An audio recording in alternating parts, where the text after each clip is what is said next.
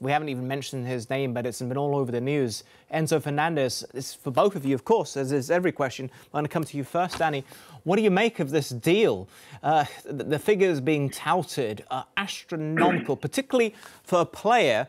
And it's been stated that there's actually not enough data to give a full analysis of him as a player. Why? Because he's so young and he hasn't played enough games. There's not a big enough sample size to give a proper analytical look. Not the eye test, but analytical look at him. The fees are relevant. Does he improve what Chelsea have got at the moment? Yes, is the answer. So if Todd Bowley's got billions that he wants to waste and wants to blow, entirely up to him. He improves what they've got. He's got a little bit of creativity. He's got a bit of energy that they certainly need, at the moment. Is it a Graham Potter signing? I don't know. And I think this is the problem.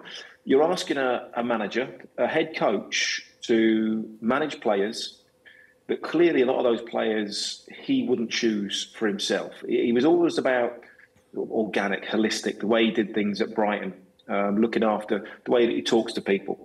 And deals with people. Very similar to the way Gareth Southgate goes about things and deals with the individuals. It's just that he's being thrown player after player. And it gets hard because you're having to leave big players out with huge egos, big characters. And me and Mark know they're the first to start causing problems. And it becomes very, very difficult to manage, at that stage. So somebody needs to get hold of that football club, whether that's the new sporting director coming in, but they need some real guidance at the moment. Mark, what about your take on Enzo Fernández? Like, okay, you could say that they have billions to spend and they don't care. It's their money. It's their right. But we've also said what they're lacking is a centre forward. And it's a lack of goals. I'm not sure if Enzo Fernández is the answer for that. Do you think it's too much money to spend on a player who's relatively unproven?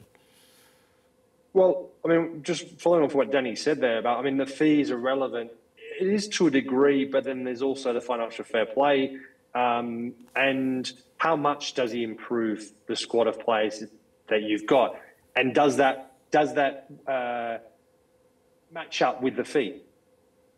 That, for me, is basics. I don't think it really matters how much money you've got, but you've got to get, in a way, value for money. And sometimes you pay over the top for players, because you desperately want someone and you see something and you have a plan and a vision, and that player really fits that jigsaw puzzle.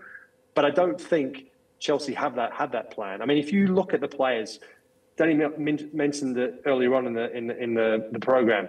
Cucurella spent a fortune on him, overpaid for him. Fofana, I think they paid over for him.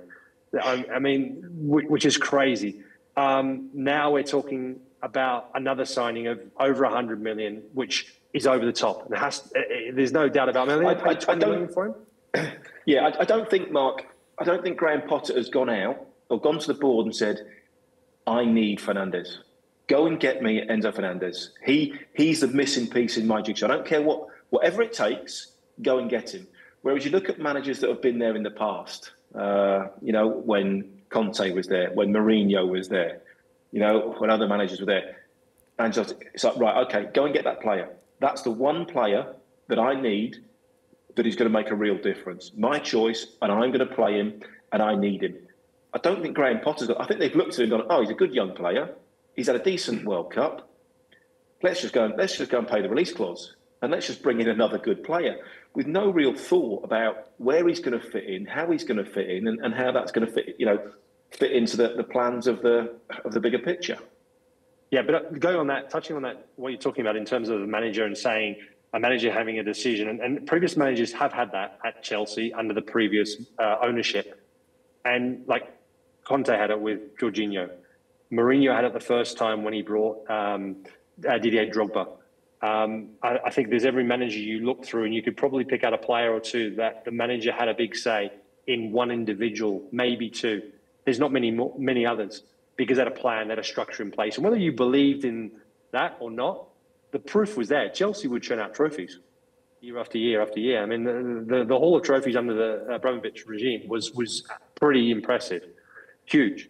So it just doesn't seem to be. Look, we're very early in the Bowley ownership. We're very early in this whole process. but it's still very much head scratching to see how it's going to work and how it's going to fit together. And I agree with Danny. They're not strengthening at the moment in the places they need it. And just going to another thing about Graham Potter and about players, and at Brighton played some good football. They always failed to score goals. Not being prolific. But he's at a Chelsea side who have got Aubameyang, who is far, far superior than any other player he's ever worked with, certainly in a finishing capability. So why isn't that working? Why isn't he able to make that work if he's that good a manager? Well, he's got Ziyech, he's got Pulisic, he's got Mount in that position. You know, there are other players that, you know, Havertz. You allowed other players, you know, they allowed obviously players to leave in the last transfer window. We always heard about he's a great coach. He makes players better. I'm not seeing that at the moment. I'm not seeing him making that team better or those individuals better. Now, it may take time, but this is a team that finished in the Champions League last season. They've got no chance at the moment of making that. You know what are they now? 10 points off Manchester United. Not just 10 points, 6 teams they've got to overtake as well. And I know it's only halfway through the season, but that's still going to be incredibly difficult to be able to do that.